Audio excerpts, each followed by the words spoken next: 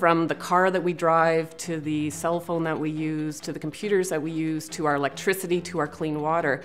Engineering's all around us, but it's sort of hidden away. It's so important to highlight to youth the kind of role engineers play in our society. We will need great scientists and engineers to help us cope with things like climate change and some of the pollution that we're creating, clean drinking water, an increasing population and the need for more food. I think that women are inherently geared towards going into professions where they feel that they will connect with people and help people and help the world. They also tend to view problems differently and will attack problems differently than men. So that diversity, and studies have shown, research has shown that the more diverse a group, the more innovative it can be, is critical, again, if we want to try and tackle some of the problems that faces the world and Canada. We run a flagship program which has been running for about 22 years now called Engineering Science Quest. We believe no age is too young. In fact, our camps start after the kids have finished kindergarten. So going into grade 1, we run these summer camps where they can come to the university for a week,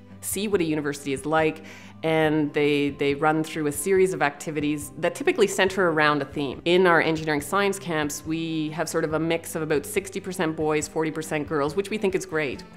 We see as the girls get a little bit older, it starts to go to an 80% boys, 20% girls.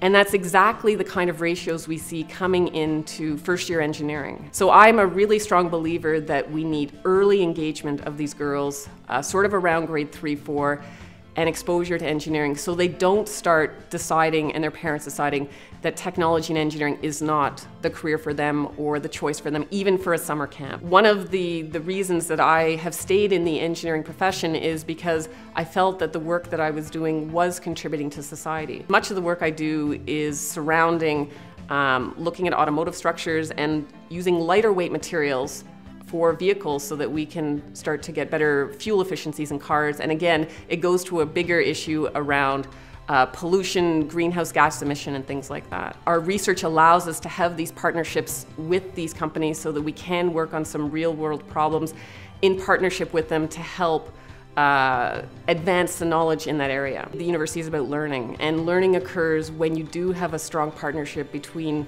research and teaching. If I don't stay current with research, it means that what I end up teaching the students isn't current with what is going on in industry, and so they fall behind in terms of their knowledge base. To have a sort of rich and engaging intellectual culture at a university, the integration of research and the connection of the research and the teaching is critical to create that kind of a learning environment.